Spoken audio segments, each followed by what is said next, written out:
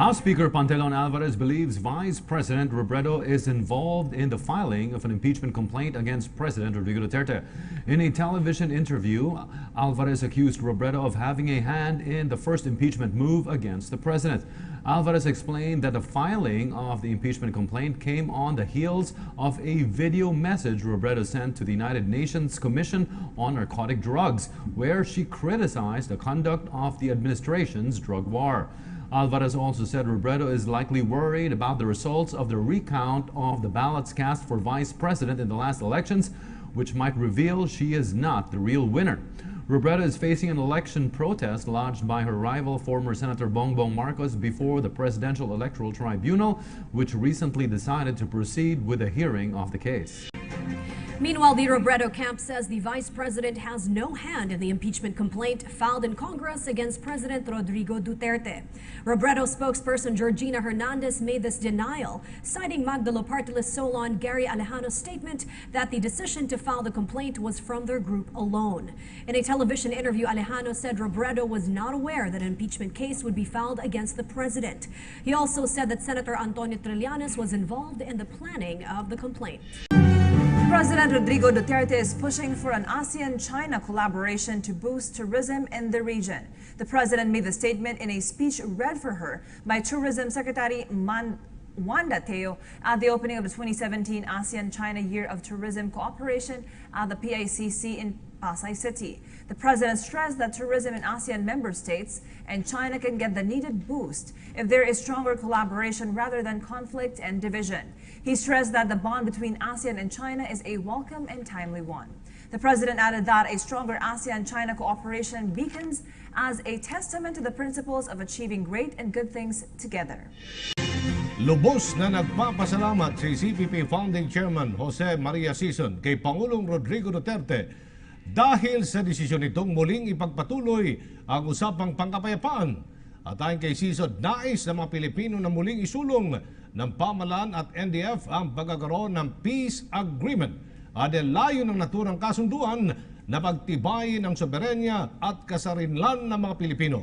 Patatagin din ito ang demokrasya ng bansa at daan ito upang mas mapaunlad pa ang ekonomiya ng Pilipinas. Naniniwala si Sison na makakamit ang mga ito sa ilalim ng pamumuno ni Pangulong Duterte. Nagpahayag naman ng kandaan si Sison na tumulong sa preparasyon para sa ika-4 na round ng peace talks na gaganapin sa susunod na buwan. There is a bill in the Senate that pushes for the grant of hazard pay to court officials, including judges, clerks, public prosecutors, and attorneys. Senate Bill 1347, or the Hazard Pay for Justice Sector Officials Act, was filed by detained Senator Leila de Lima. The measure is seeking to grant hazard pay to court officials exposed to risks from criminals, natural disasters, and armed conflicts. It seeks to grant hazard pay equivalent to an additional 15% of the basic monthly salary of officials in risk-adjacent courts declared as such by the Supreme Court due to their geographical location or proximity to prolonged armed conflicts or disaster-prone areas, whether first or second-level court. It also proposes an additional hazard pay of 10% of their basic monthly salary to be given to covered officials in second-level courts, such as regional trial courts and Sharia district courts, which handle criminal cases. All additional hazard pay proposed in the measure are to be exempted from tax. It may seemingly be harmless because it involves a keyboard, a mouse, a monitor, and an internet connection, and without any physical engagement. But cybersex is a serious crime because its victims are mostly juveniles and innocent kids who are enticed into these interactive acts of pornography. Marita Moy reports on the latest group of parents in Cavite busted by a joint operation of local law enforcement and agents of the U.S. Department of Justice for making money off their kids through lascivious acts online. 6 girls and 7 boys with ages from 8 up to 17 years old were rescued by the authorities in an entrapment operation yesterday in Dasmariñas, Cavite. 2 suspects were arrested by the National Bureau of Investigation Anti-Human Trafficking Division. They were identified as LV Tijones Aringo and her sister Arlene. Both of them have children among those rescued. Cyber trafficking, when you expose yourself, your genital parts, live on camera. The entrapment operation was done through the help of the U.S. Homeland Security Investigations, Immigration and Customs Enforcement, who gives information to the NBI ATRAD. They finally agreed to meet in a particular place in Cavite, and the perpetrators agreed to bring children, purposely to offer them for sex to the foreign customers. That was the time we planned the entrapment operation. These cyber traffickers earns from $50 up to $10,000, which are paid via money remittance centers. 5 of the children disclosed that they were also actually raped and were sold to customers. NBI data shows that the youngest victim of cyber sex child trafficking is a 2-month-old baby. Most of the suspects says that they are only doing this because of poverty. The rescued children are now under the custody of the DSWD for counseling and shelter. We will be filing violation of the anti-human trafficking law, child pornography, violation of the Cyber Prevention Act, violation of the child abuse law, and yung previous transaction nila, we will be filing rape charges.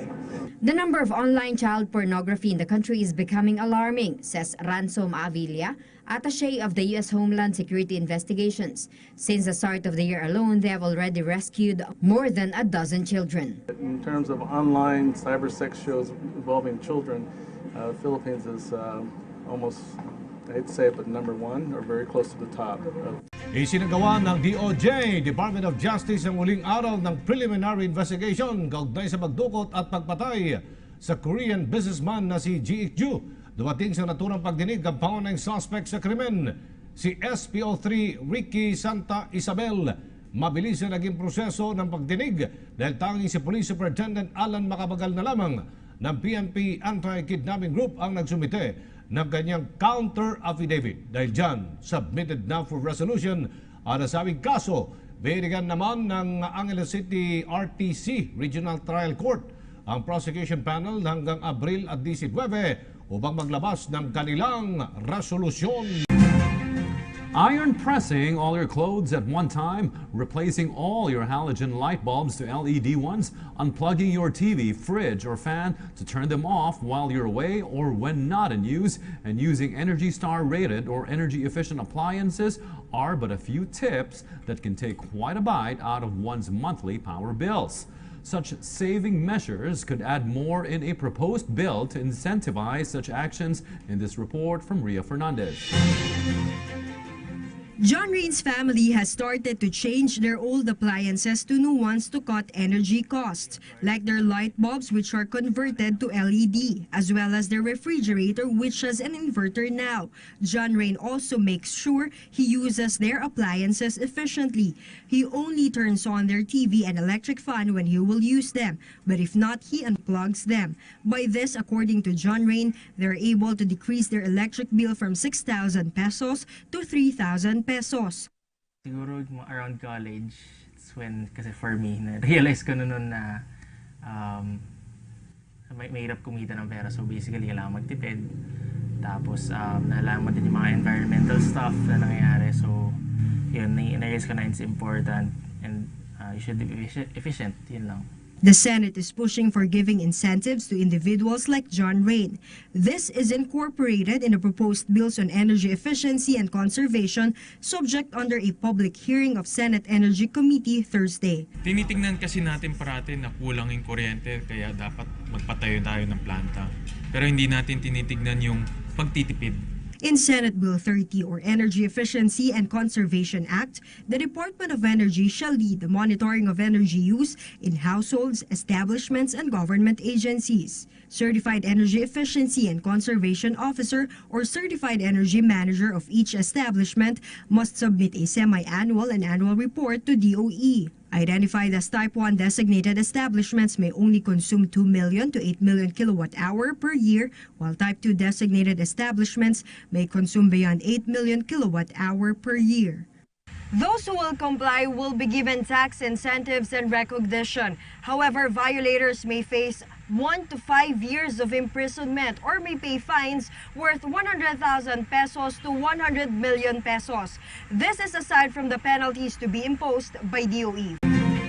Can the celebration of the birth of a city be ever complete without a Durga beauty pageant to toast and show off the best of its homegrown babes? Joy Gumara is in the president's hometown to cover the highlight of the city's anniversary celebration, and she filed this report.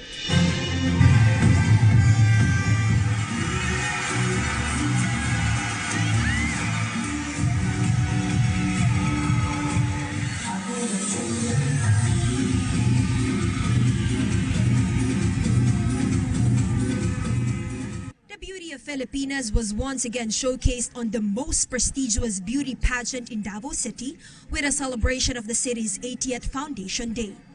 Hundreds of hopefuls auditioned to compete for the crown and the Mutyanang Davao 2017 title, but only 29 Filipinas were given the chance to take part on the exhibition of beauty and intelligence of the Davaoeña blood. This is where we choose our ambassadors of goodwill. So every time we have visitors here in Davao, they're the ones who meet them. And then there are also times that we ask the mga mutya to be able to go around with our visitors and show them what's good and nice here in Davao. One of the most effective Davao City ambassadors of goodwill is Molly Teodoro, awarded as Mutyanang Davao 2016. Molly shared that representing Davao City on local and international settings was not an easy task, but all her efforts paid off, for she was able to widen her horizons and experience opportunities that improve her interpersonal communication skills.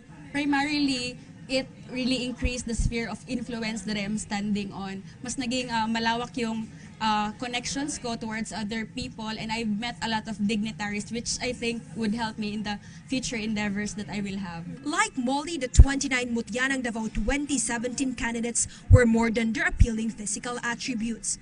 Each one of them has their personal advocacies in promoting the well-being of the Davaoeños, like Micah Martinez, who aims to raise awareness on the issue of mental health. And according to World Health Organization, 1 out of 5 people in the entire world is experiencing mental illness. So to avoid depression and all these emotional ups and downs, I think people should be aware of mental illness. The Mutyanang Davao hopefuls may have different beliefs and advocacies, but they united in bringing joy and excitement to the Davaoeña crowd. They proudly romped their Mindanao-inspired cocktail dresses and beautiful red evening gowns, specially made by their personal designers who were also pure-blooded Davaoeños. But more importantly, they proved that they are more than their pretty faces in the question and answer portion of the Grand Coronation. This served as an avenue to express their purest intentions in joining the pageant. In the end, the prestigious crown and coveted title Mutyanang Davao 2017 was awarded to Reina Kobayashi, an 18-year-old student of Ateneo de Davao University.